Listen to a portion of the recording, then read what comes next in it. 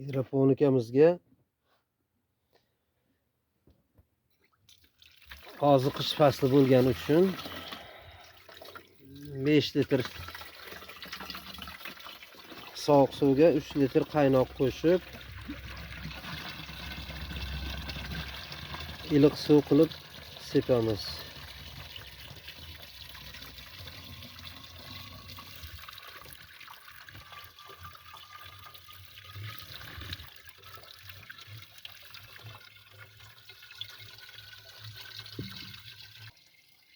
Chunki sovuq suvning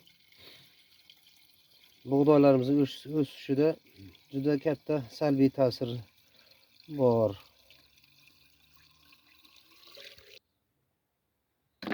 Mana suv bilan bo'ldi.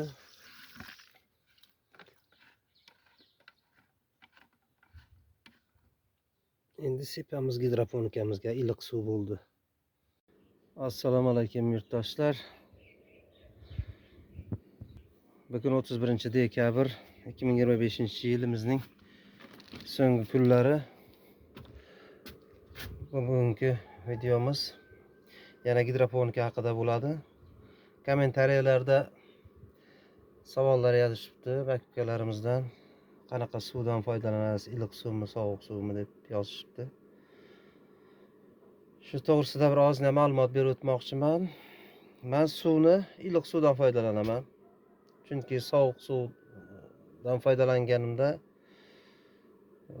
bug'doyimizning rivojlanishi, o'sishi ozgina sustlashib qoldi. O'shaning uchun iliq suvdan foydalanaman. Agar imkoni bo'lsa, iliq suvdan foydalanishlaringizni tavsiya qilaman. Men Aristonning suvidan, iliq suvdan foydalanaman. Kuniga 3 mahal 8 litrdan suv sepaman. Keyin mana bu datchik bo'yicha so'rashibdilar. Nimaniki bu, qayerdan topsa bo'ladi deb. Bu Xo'stavarda bo'ladi. Bu oddiy topli poling datchigi. Xo'stavardan topsa bo'ladi.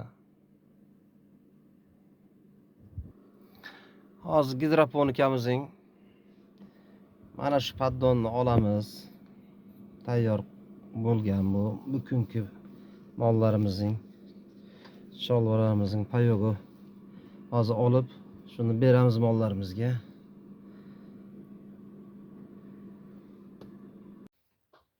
Mana gidroponikamizni ham bugungi mollarimizning yemini olib chiqdik. Hozir maydalayapmiz. Hozir yemishini beramiz.